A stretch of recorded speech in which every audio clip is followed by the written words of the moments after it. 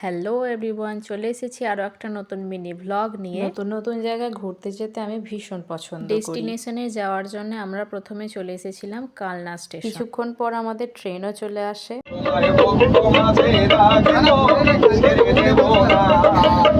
ছেড়ে দিলে সোনার গৌর আর তো পাবো না, না না যেতে দেব না, তোমায় হৃদয় মাঝে রাখিব, ছেড়ে দেব না, তোমায় হৃদয় মাঝারে রাখিব,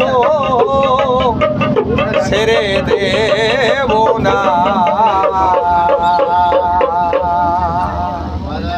এই রকম সুন্দর একটা গান শুনতে শুনতে আমরা প্রায় চলেই এসেছিলাম। ওয়েট, ভিডিওটা কেউ স্কিপ করো না প্লিজ। তোমাদেরকে না বলে কি আমি কোথাও যেতে পারি? সো ইয়েস, আমি প্রথমবারের জন্য মায়াপুর যাচ্ছিলাম। যেহেতু প্রথমবার যাচ্ছিলাম তাই মনের মধ্যে ভীষণ রকমের একটা এক্সাইটমেন্ট কাজ করছিল। স্টেশনে নেমে আমরা টোটো ধরে সোজা চলে যাই লঞ্চ ঘাটে। অ্যাপ্রক্সিমেটলি 20 থেকে 25 মিনিট আমাদের সময় লেগেছিল এই পার থেকে ওই পারে যাওয়ার জন্য। আচ্ছা, এতক্ষণে তোমরা কেউ কি কিছু নোটিস করতে পেরেছো?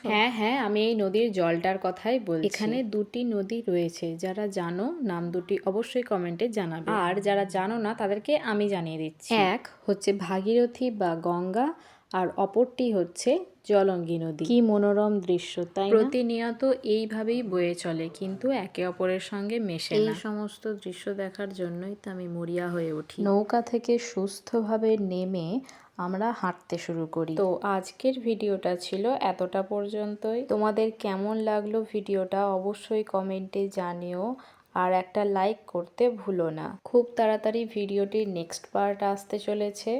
মায়াপুরে গিয়ে সারাদিন কি করলাম, কি খেলাম, কোথায় থাকলাম তা জানতে হলে আমার ফেসবুক পেজটিকে ফলো করতে হবে আর ইউটিউব চ্যানেলটাকে সাবস্ক্রাইব করতে হবে।